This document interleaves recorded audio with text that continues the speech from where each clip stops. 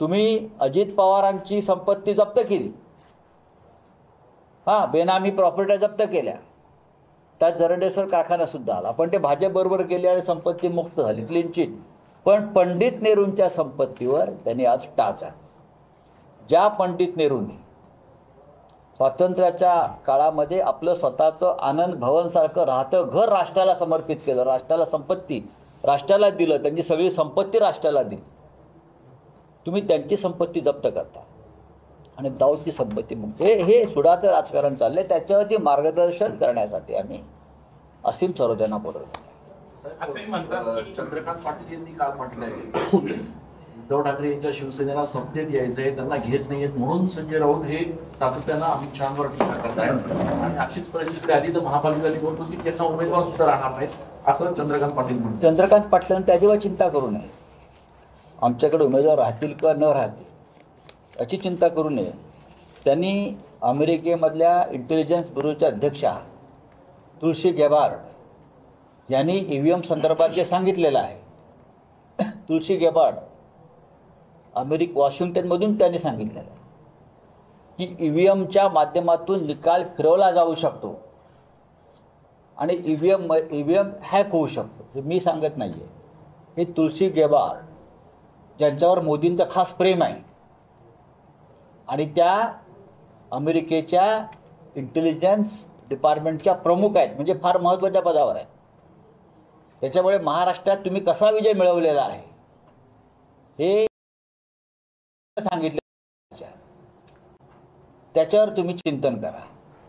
आमच्या पक्षाचं काय करायचं त्यासाठी आम्ही समर्थ आहोत आणि आम्हाला अमित शहांचे पाय चाटण्याची गरज नाही. महाराष्ट्रात त्यांनी काल छत्रपती शिवाजी महाराजांचा उल्लेख एकेरी केला, शिवाजी शिवाजी शिवाजी. त्याने औरंगजेबाच्या कबरीला समाधीचा दर्जा दिला. बरं का, त्यांच्याबरोबर आम्हाला सत्ता नको आहे आणि संजय राऊत कधी सत्तेत गेले नाहीत हे त्यांना माहीत नसेल तर मी सांगतो की तुम्ही अजिबात चिंता करू नका. उद्धव ठाकरे नाही सत्तेत त्यांच्याबरोबर जायचं नाही, एवढे आम्ही लाचार आणि नीच नाही आहोत. चंद्रकांत दादा पाटलांनी स्वतःची चिंता करावी, त्यांच्या पक्षाची चिंता करावी. लँडा लबाड्या करून आपण सत्तेवर आलेला आहे, ती सत्ता तुम्हाला लटकावो. भ्रष्ट आणि चोर मंडळ तुमच्या बरोबर बसलेलं आहे, तुम्ही त्यांना सांभाळत बसा. अग्रलेखामध्ये आपण फुले आणि फडणवीस हा वाद भविष्यामध्ये उद्भवू शकतो, उद्भवू शकतो का? महाराष्ट्रामध्ये जो फुल्यांचा वाद सुरू आहे तो फुले आणि फडणवीस असाच वाद आहे ना, तुम्ही समजून घेतला पाहिजे. या राज्याचे मुख्यमंत्री देवेंद्र फडणवीस हे बाकी सगळे वाद मिटवू शकतात. औरंगजेबाच्या कबरीचा वाद पण त्याने मिटवला, अंगलट आल्यावर मिटवला ना. असे अनेक वाद त्याने मिटवलेले आहेत. मराठा समाजाचा वाद सुद्धा त्याने मिटवला. मग महात्मा फुले जो महाराष्ट्र, जो फुले आंबेडकर शाहूंचा महाराष्ट्र आहे आपला, त्या फुलांच्या संदर्भात काही लोक विरोध करतात. संघटना, जातीय संघटना, ब्राह्मण संघटना असं म्हणतात.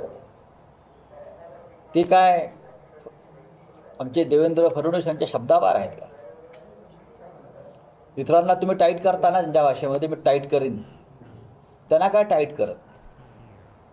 तुम्ही छावा चित्रपटाचं प्रदर्शनासाठी तुम्ही विशेष शो आयोजित केले होते,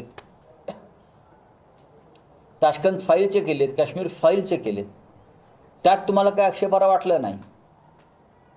मग फुले चित्रपटात तुम्हाला असं काय वाटलं आक्षेपार्ह? जे सत्य आहे, सत्य म्हणण्यापेक्षा महाराष्ट्र सरकारच्या प्रकाशनांमध्ये जी माहिती आहे, फुल्यांवरचं जी काही त्यांनी साहित्य प्रसिद्ध केलं आहे महाराष्ट्र साहित्य सरकारनं, त्यावरच तो सिनेमा निर्माण केला आहे. आणि इतिहास आहे तो, तुम्ही इतिहास पुसण्याचा प्रयत्न करताय. या विषयावरती अद्याप देवेंद्र फडणवीस का बोललेले नाही, बाकी विषयांवर बोलतात. संघटनांचं मत आहे की तुम्ही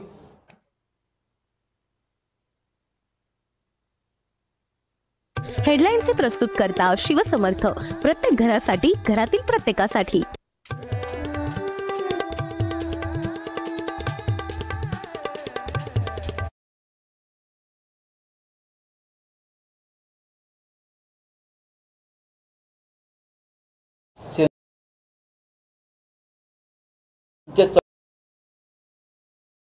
ते बसले काश्मीर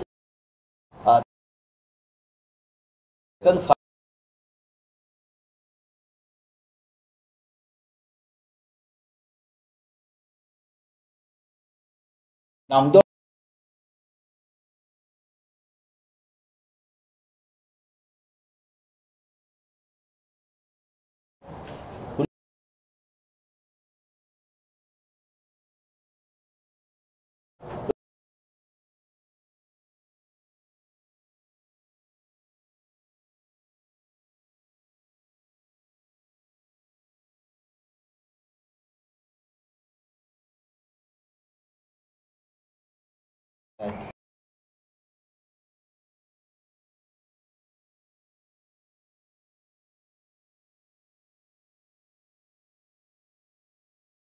काय